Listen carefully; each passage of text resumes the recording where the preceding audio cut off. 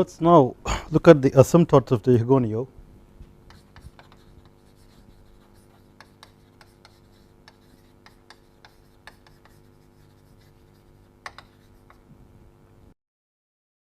So we could show that the asymptotes, the way we actually try to find out the asymptotes of this Hugoniot curve is to substitute that 1 over rho infinity goes to infinity, and then find out what's the value of p infinity for 1 over rho infinity going to infinity to get this asymptote.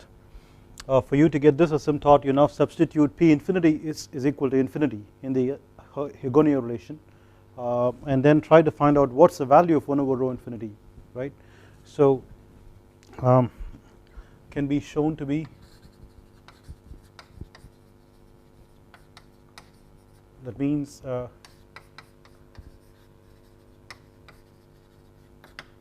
you show as in, like, you can do this as an exercise, and it can be like a typical quiz question or an exam problem. 1 over rho infinity equals 1 over rho naught times gamma minus 1 divided by gamma plus 1, and p infinity equals minus p naught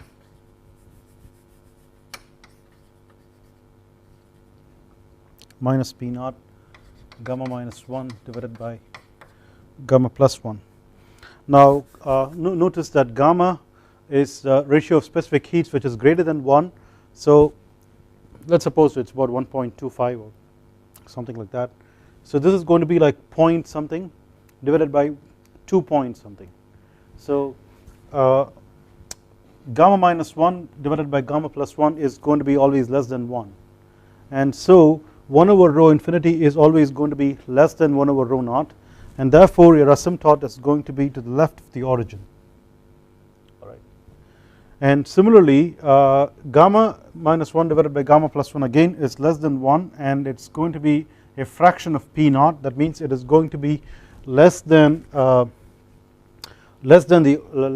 value at the origin, but with a negative sign, right. So it's now going to the other side, and obviously that's not possible, right. So so this is less than 0, not possible, not physically possible,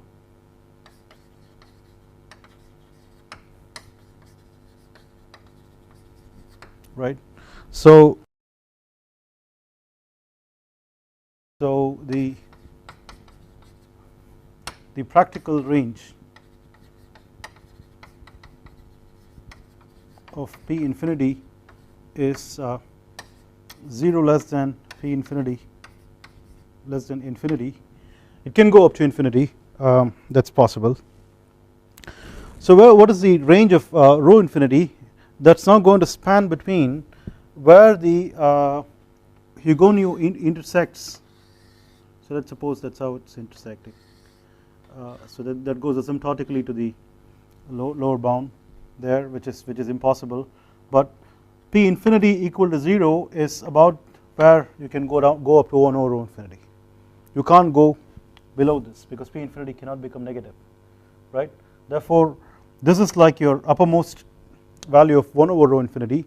So you can try to find that out by plugging in p infinity equal to 0 in the Rankine-Hugoniot relation, right, and then try to solve for 1 over rho infinity and get an expression. The lowest value is when p infinity becomes infinity, so that's corresponding to this particular value itself, of the asymptote, right. So the range of 1 over rho infinity is 1 over rho naught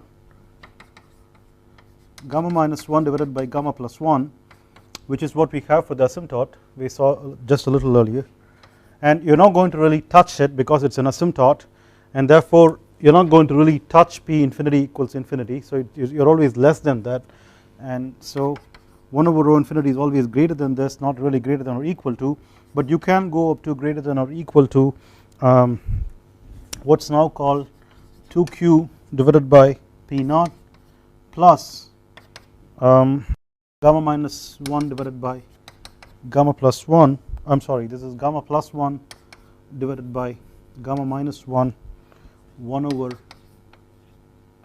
rho naught. Now notice that this is actually dependent on Q. That means if your Q is larger, the Hugoniot shifts to the right and above and top, and therefore the point where it intersects the P infinity equal to 0 axis shifts further and further out, right. So sure enough, as you increase your Q, this term is going to linearly increase, right. So this is a range. Now what we also noticed was notice that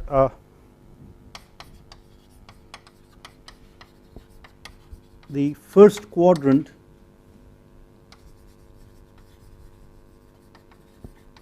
of the Hugoniot plot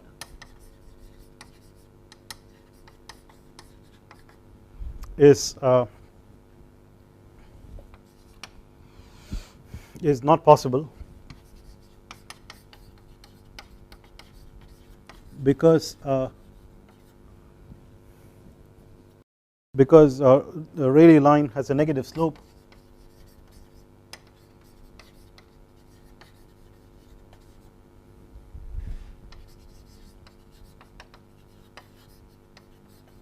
So this divides the Hugoniot into two parts, the upper branch and the lower branch. So you can now begin to see what those limits are for these each of these branches. So the Hugoniot curve is divided into two branches. The lower and the upper, right. So along the upper branch,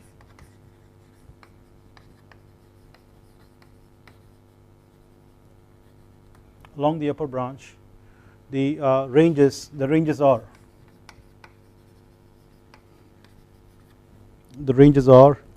P naught plus gamma minus 1 Q rho naught less than or equal to P infinity less than infinity. That's going from here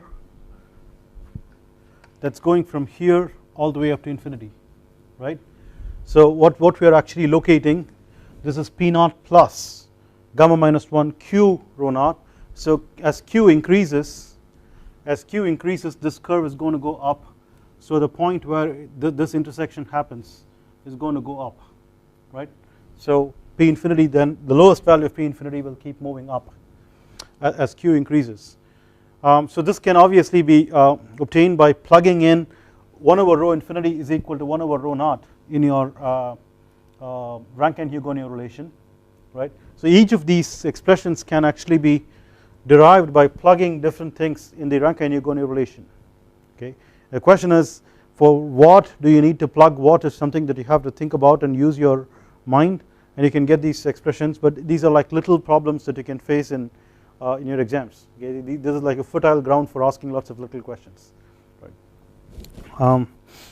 Just to basically test your algebraic skills, not really combustion skills. Okay, and then this is as far as the P infinity is concerned, and of course the lowest value of rho naught that you can rho infinity, I'm sorry, 1 over rho infinity that you can get is the asymptote, and the highest value is 1 over rho naught itself. That's very easy for you to figure out, right. So again we can write 1 over rho naught gamma minus 1 divided by gamma plus 1 less than 1 over rho infinity less than or equal to 1 over rho naught. That's the range for the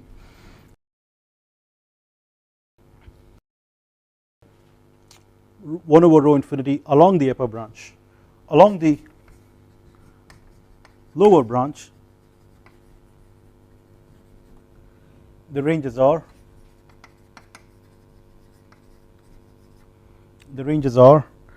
Again, if you are now looking at P infinity, it's going to go from here, that's the highest value is P naught, and the lowest value is this, right, which is 0.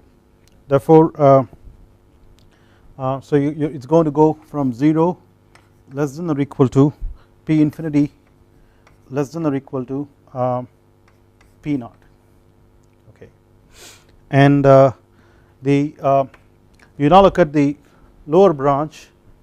It starts from here, so the lowest value of 1 over rho infinity is corresponding to this value, which is obtained by plugging P infinity equal to P naught, right. So if you now plug P infinity equal to P naught in the Rankine-Hugoniot relation, you should now get an expression that we should now be able to see readily depends on Q linearly.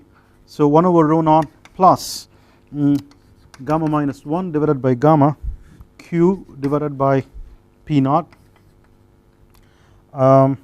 less than or equal to 1 over rho infinity less than or equal to, that's the other end where the P infinity becomes 0. This is something that we have already figured out, that's this value, right. So that's 2Q divided by P naught plus 1 over rho naught gamma plus 1 divided by gamma minus 1. Good. So these are just algebraic expressions that you can get for the different limits for the upper branch and the lower branch separately. Okay. Now as we noticed, we can clearly see from here that the upper branch corresponds to a compression wave that actually decelerates the flow, and therefore we call it a detonation wave. The lower branch is a expansion wave which accelerates the flow, and so we call it a deflagration wave. Okay, these are things that we noticed. The next thing that we wanted to point out was we wanted to actually find out what is the speed at which the detonation waves travel and what is the speed at which the deflagration waves travel. So the way we wanted to actually look at it is, what is the speed of the lowest or the slowest detonation wave, and what's the speed of the fastest deflagration wave. And obviously we can see that they are sort of poles apart. Okay, so that is the slowest detonation wave is still going to be much faster than the fastest deflagration wave. So let's see what they tell us. Okay, and these are corresponding to the Chapman-Jouguet detonation and deflagration waves. So what we want to actually look for is what's the incoming Mach number,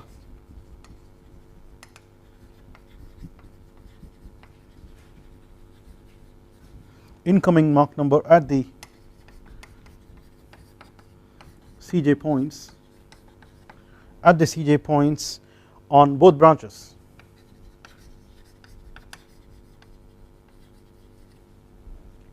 All right, so this is what we should be looking at now. So how do you locate the two CJ points, right? Obviously you look at any point that is like a solution of both intersection of the Rayleigh line and the Hugoniot is by solving them together, right? So the Rayleigh line has its P infinity and 1 over rho infinity showing up, and the Hugoniot curve has its 1 over P infinity and 1 over rho infinity showing up. So that is to say that if you now solve for P infinity and 1 over rho infinity together with these two equations, you now should get a pair of P infinity and 1 over rho infinity that corresponds to coordinates that satisfy both the equations, and that means that that's a point where both of them intersect, right? But in addition to that, at the CJ points we also have to match the slopes, because the Rayleigh line is tangential to the Hugoniot curve, right? So so let us first try to get the end states at the CJ points.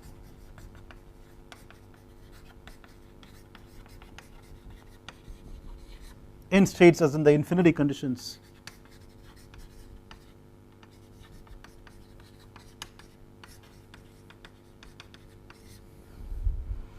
Right. So at the Cj points,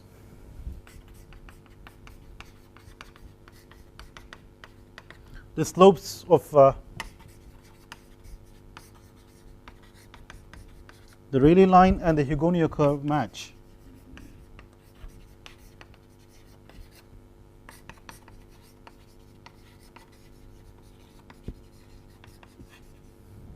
So that means we have to first of all find out what is the slope at any point on the Hugoniot curve and then match it to the slope of the Rayleigh line, so that the slope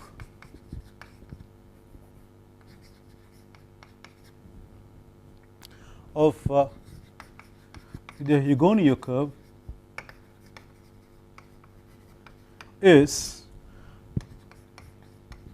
dp infinity d over d1 over rho infinity. This is something that you can actually obtain by simply differentiating the Hugoniot curve with respect to 1 over rho infinity, right. So wherever you are getting a p infinity, you try to now differentiate that with respect to 1 over rho infinity, right. So then you get a p infinity minus p naught times, sorry, minus 2 gamma over gamma minus 1 times p infinity divided by 2 gamma divided by gamma minus 1 over rho infinity minus 1 over rho naught plus 1 over rho infinity. That's the slope expression that you get for any point on the Hugoniot curve. This is actually the slope at any point, okay. We are still not saying that this is at the Cj points. At the Cj points, it turns out that the slope should now be equal to the Rayleigh slope, right. So slope of the Rayleigh line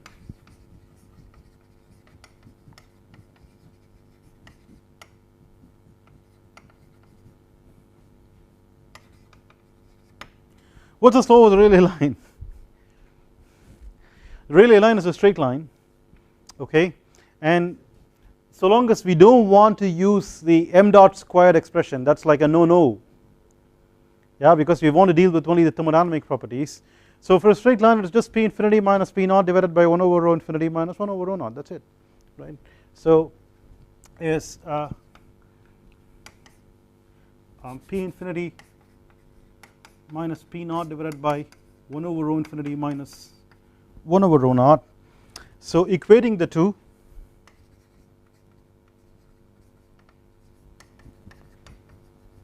we can get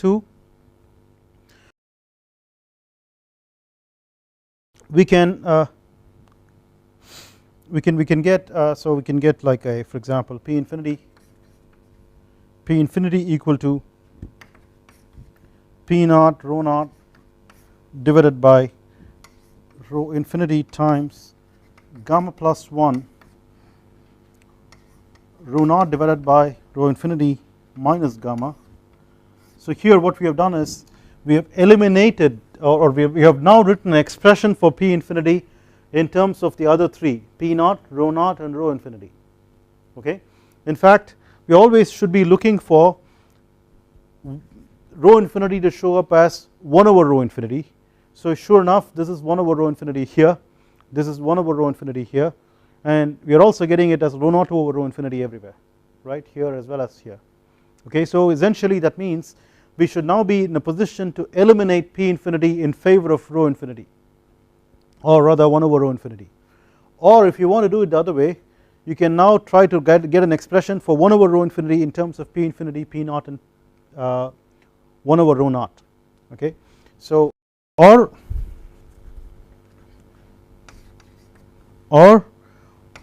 1 over rho infinity equal to 1 over rho naught times gamma p infinity divided by p naught times 1 plus gamma, or rather you used to writing gamma plus 1 p infinity divided by p naught minus 1, okay. So you can use either of these expressions. So these are both at Cj points. both these expressions are valid at Cj points. Okay, it doesn't really solve much. We have not really got the coordinates yet, because here P infinity depends on rho infinity. So what is it meant by saying getting the coordinates? We should now be able to write P infinity only as a function of P naught, rho naught and Q. Okay, and 1 over rho infinity we should be able to write in terms of P naught, 1 over rho naught and Q. But this is a mixed thing. We just can eliminate, because we can write explicit expressions for P naught at the P infinity at the Cj point and 1 over rho infinity at the Cj point in terms of the others, which will still contain the other infinity term. P infinity will contain 1 over rho infinity term, and 1 over rho infinity will contain P infinity. Okay, so there are these other things. So we still haven't solved for the coordinates, which is what we are now going to do next. So substitute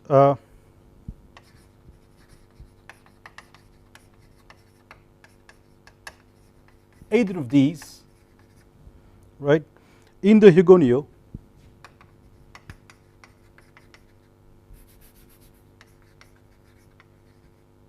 or should strictly speaking say Rankine-Hugoniot, to give Rankine his due.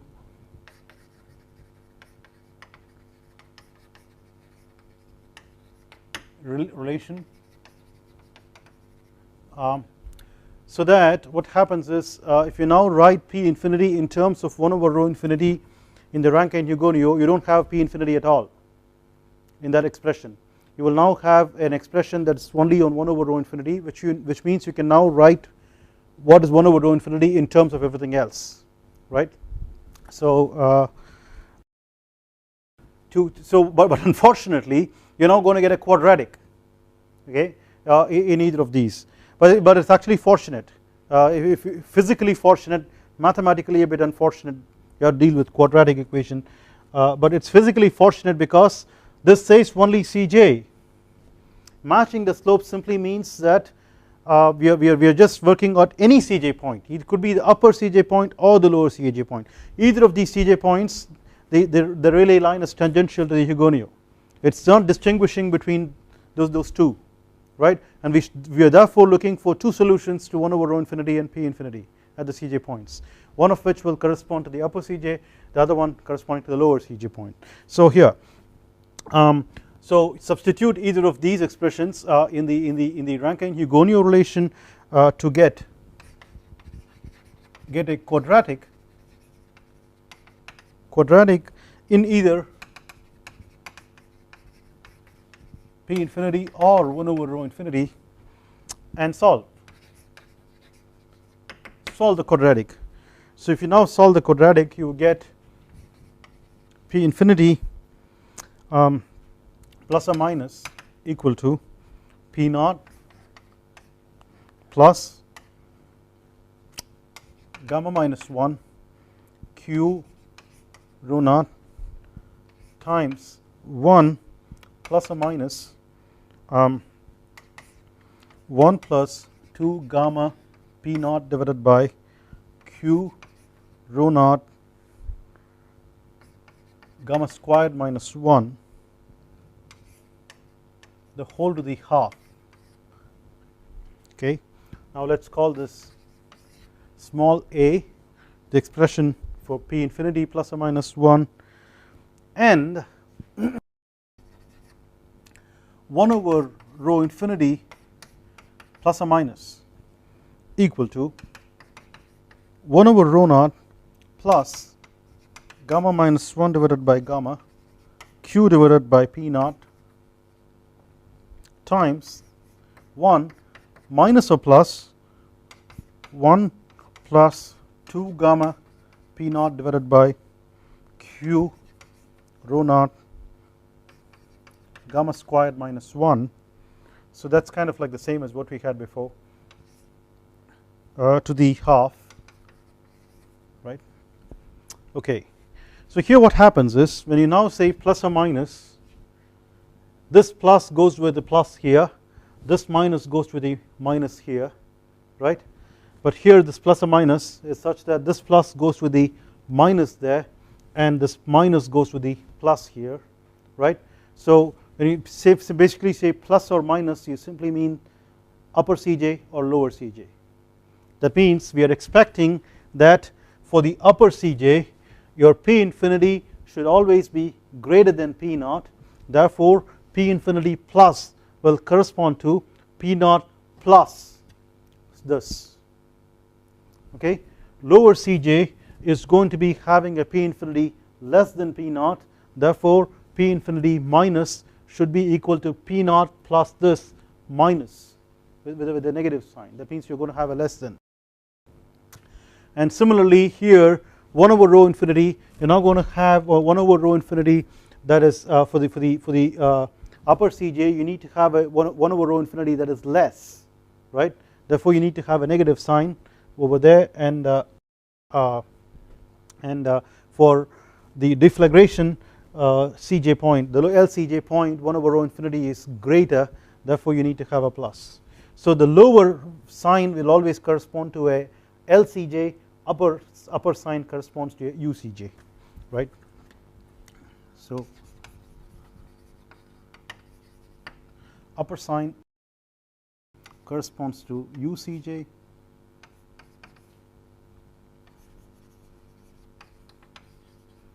lower sign corresponds to LCj. So we now got the coordinates, great. So of course we need to call this B, right. Good. I mean in fact getting this particular thing, substitute those two expressions in the Hugoniot curve expression, the Rankine-Hugoniot relation, and get the quadratic and solve the quadratic to get these. This is actually done for each of those separately, right. You will sweat a little bit, it's going to take like some amount of time doing all this stuff, okay. But it could be a bit boring, but you wade through the mathematics to see how the terms basically get grouped the way they are, okay, and then it's going to be pretty instructive for us because of what we're going to do next. Now what we want to do is what do we want to do? Okay, what we want to do, we want to now look at what's the incoming Mach number. Why do you want to look at the incoming Mach number? Because we want to know how fast the Cj detonation wave and the Cj deflagration wave are going to travel, right. Now keep in mind how fast is the wave going to travel is an information that's contained in U naught, okay,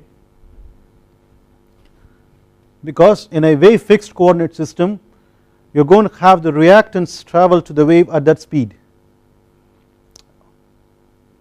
and that information is now in our scheme of things embedded in m dot, because m dot is the one that's containing rho naught U naught as well as rho infinity U infinity. So it serves purposes of carrying the flow information on either side of the wave, right.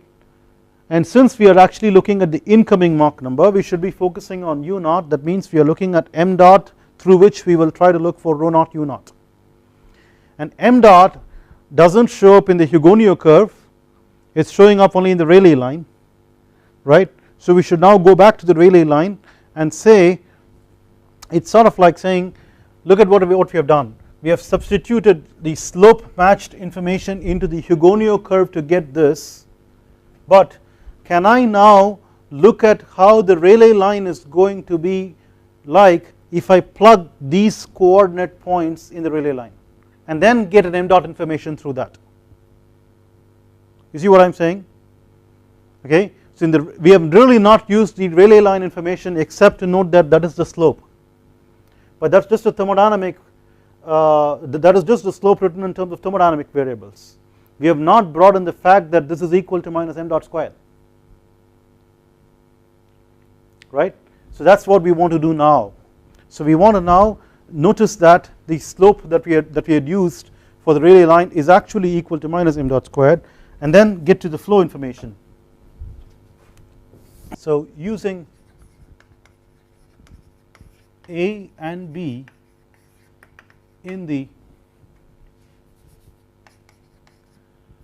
okay, so simply just go back and write what it is, P infinity minus P naught divided by 1 over rho infinity minus 1 over rho dot equals minus m dot squared.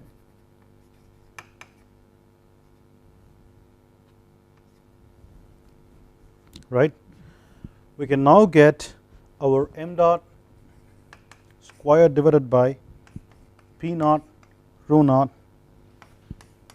plus or minus equal to gamma plus q rho naught divided by P naught times gamma squared minus 1 times 1 plus or minus 2 gamma P naught divided by q rho naught gamma squared minus 1 the whole to the half. Okay, note that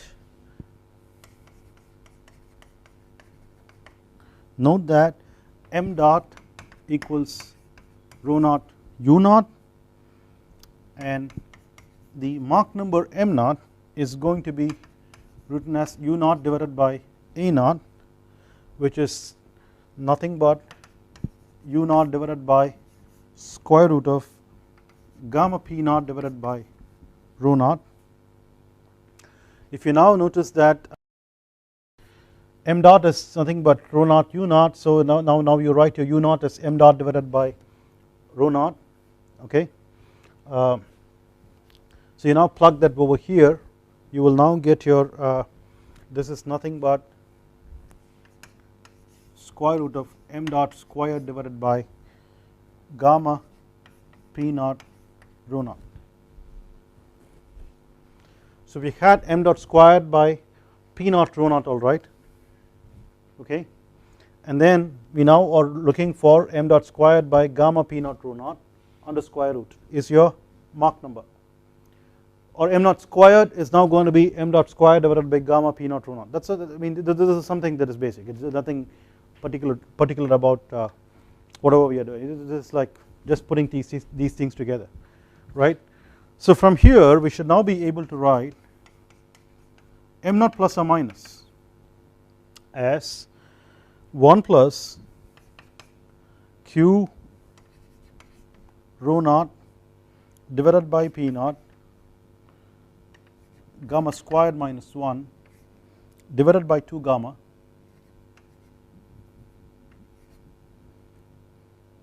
the whole to the half plus or minus q rho naught divided by P naught gamma squared minus 1 by 2 gamma the whole to the half. So it's sort of like falling into some sort of a pattern there, and this is what we were looking for. So because it's going to say something to us, so at the CJ points. Okay, so what we can see from here is when q goes to 0, right. So when q goes to 0, this goes to 0, this goes to 0, right. So you just get m naught plus or minus 1 is equal to 1, all right. So when q goes to 0, we get m naught plus or minus 1 equal to 1. We can say goes to 1,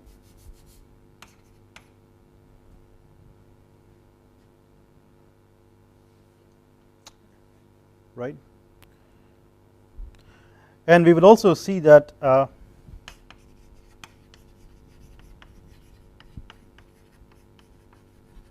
m infinity plus or minus 1 at CJ points equal to 1. That's something that we will do next. Okay. So what that simply means is nothing is happening when you don't have any heat release. It's as if like you had a wave that is going at the sonic speed, okay, and not really changing anything about your gases. The gases are basically non-reactive gases. That means you're not having any heat release, and that's as if like you had gases go at sonic speed and nothing happened to it. Okay, that's not a very interesting situation for us. But let's now look at the other possibility. What we are really interested in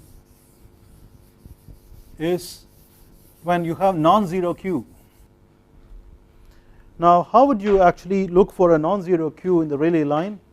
As I said, when you now have a Q greater than 0, as Q increases we now have this Rayleigh line push up like that, away and away from the origin of the Hugoniot, right?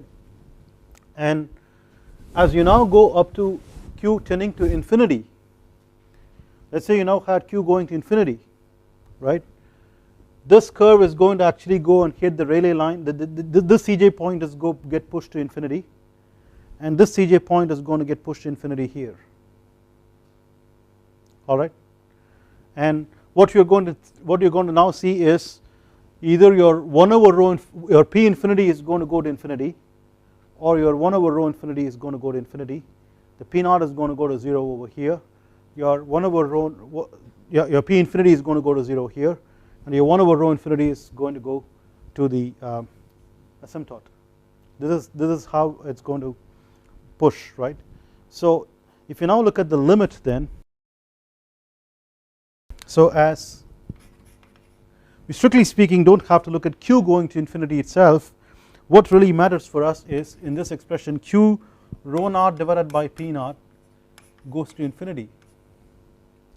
Then if you now use the positive sign for the UCJ, that's a detonation wave, then both these terms add up together towards each other, and then M naught plus goes to infinity, right? So M naught plus goes to infinity, but M naught minus goes to a 0. These two terms essentially subtract from each other. Of course 1 is like a small number when compared to these infinities that we are talking about. So M naught minus goes to 0, right?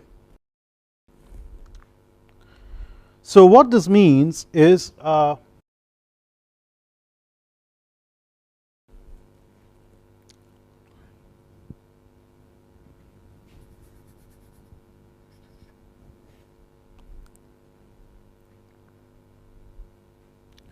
what you're then saying is then for the Chapman-Jouguet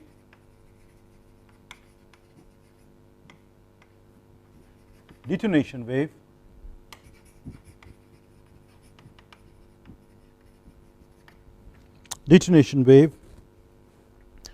keep in mind when Q is equal to 0, M naught plus or minus both of them are going to be equal to 1. That's the lower limit as far as the heat is concerned, right? So for the Chapman-Jouguet detonation wave we have M naught plus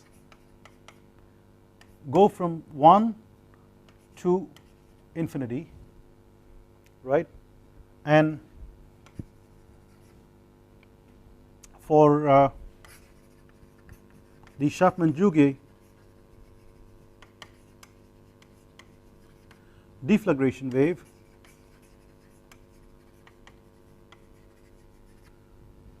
we have 0 less than M naught minus less than 1, you see. So these are the limits that we are talking about, therefore this is how it's going to pan, and what that means is the M naught is not really going to overlap between these two, okay. So this is going to go only up to 1, that's going to go only above 1, okay. So that means a detonation wave propagates at supersonic speeds, and a deflagration wave propagates at subsonic speeds. Well, let's not just jump to that conclusion yet. There is just one more step that we have already talked about. The reason why and then I want to bring that in to generalize this quite well. The reason why we were actually looking at m naught plus or minus at Cj points is, keep in mind the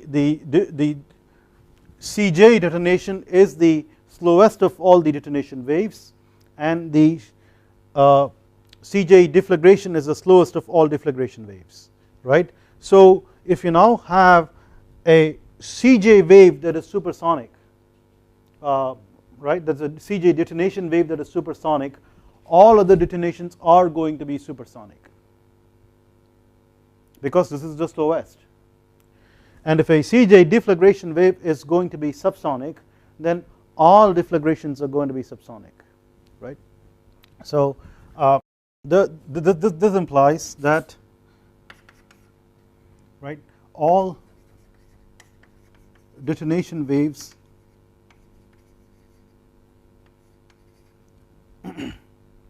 propagate at supersonic speeds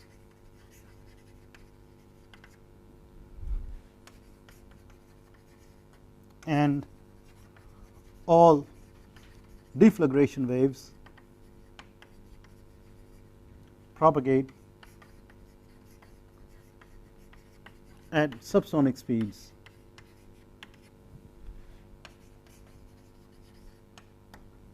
Right. So that's exactly what we were expecting or thinking will happen. We also thought about a few things, which is what happens downstream over here. So if this wave is going to travel at supersonic speeds for detonation waves and compresses the gas, the reactants, as they now become products, they are compressed, they also decelerate. So the question is, do they decelerate down to what? Okay, so the answer there is they could decelerate down all the way down to subsonic conditions, or they could get decelerated to supersonic conditions that are still slower than the incoming supersonic speed. This is typically what you're expecting when you're now looking for a detonation wave that is not a Cj detonation. So if you now have any detonation, right, you can now have solution here and here, and this is something that's going to correspond to a very high pressure and very low density, sorry, very high density as well, very low 1/over density.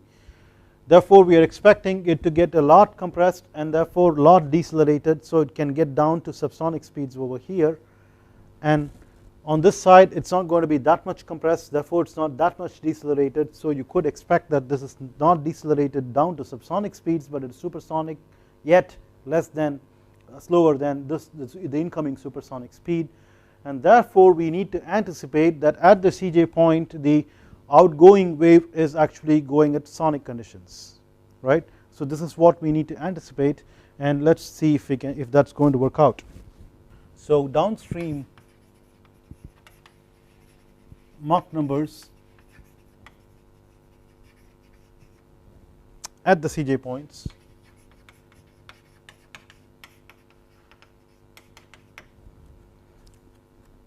right. So what we then get is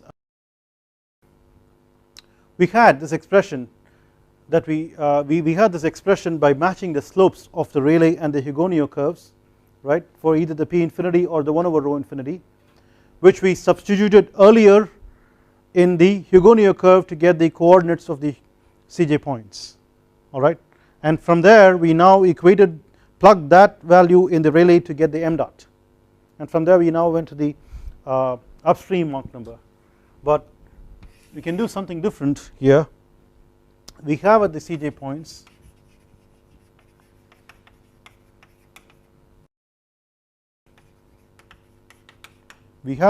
points P infinity equal to P naught divided by gamma plus 1 minus gamma rho infinity divided by rho naught, or 1/rho infinity equal to 1 over rho naught times gamma divided by gamma plus 1 minus P naught divided by P infinity.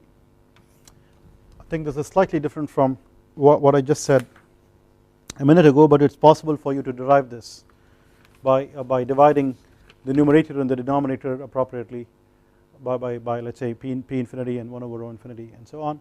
So let's suppose that you have these.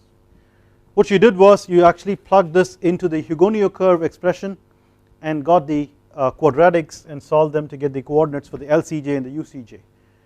But if you can now go back and actually plug these in the Rayleigh line itself, right. So substitute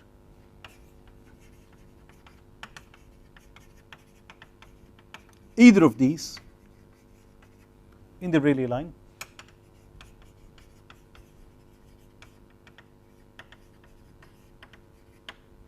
equation, and note that this time we are interested in noting that m dot is not rho naught u naught, because we are interested in the downstream conditions. So m dot is actually rho infinity u infinity. So note that m dot equals rho infinity u infinity, right. You should get, right. So to get, simply get m dot squared equals gamma P infinity rho infinity. Now this is not very different from what we had over here. You see, you got, as I told you, we could have written this as m infinity is equal to u infinity divided by a infinity equals u infinity divided by square root of gamma P infinity rho infinity, and then notice that plug this back in this here, and then you can get m dot square divided by gamma P infinity rho infinity. If you got that, and then by substituting this expression you also got this, that simply means that m infinity is equal to 1, right. So this is simply going to mean that m infinity plus or minus equal to 1.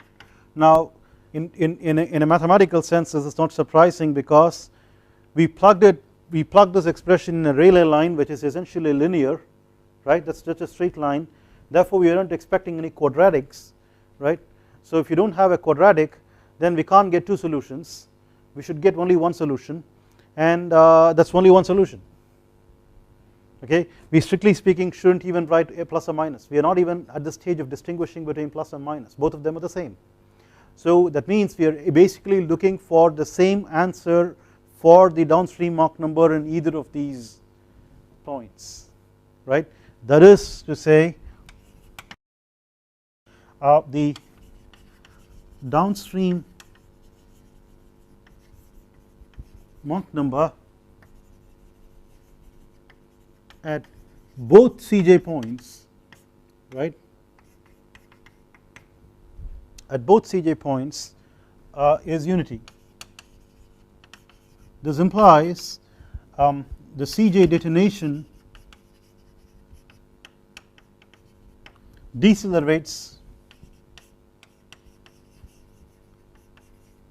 supersonic reactant flow to sonic product flow, and Cj deflagration accelerates subsonic reactant flow to sonic product flow. I'm just going to abbreviate there because it's pretty obvious now. If that is going to be the case, so the next step that we do is to then say that if you got a strong detonation,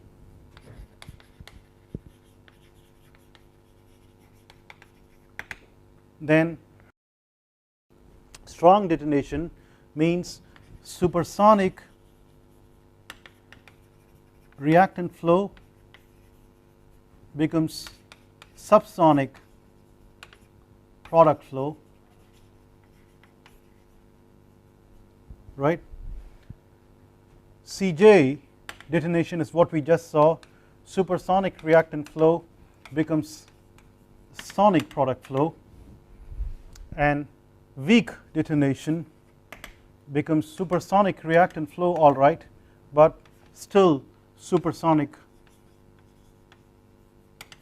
product flow with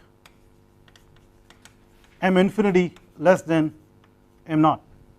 Okay, you still have a deceleration. Weak deflagration means subsonic reactant flow becomes subsonic reactant flow still becomes subsonic product flow with m infinity greater than m naught, still less than 1, right. So we should strictly speaking say with 1 less than m infinity less than m naught the previous case. Here we should say with m naught less than m infinity less than 1, right, is what we should say. Cj deflagration, we saw subsonic reactant flow become sonic reactant flow, sorry, product flow, and strong deflagration, subsonic product reactant flow becomes supersonic product flow, which is impossible because it violates second law, which we have not explicitly considered mathematically, and we will not do that just to except to state that this is not going to be possible physically. We'll stop here for the day, and we will try to wrap up this one on Monday.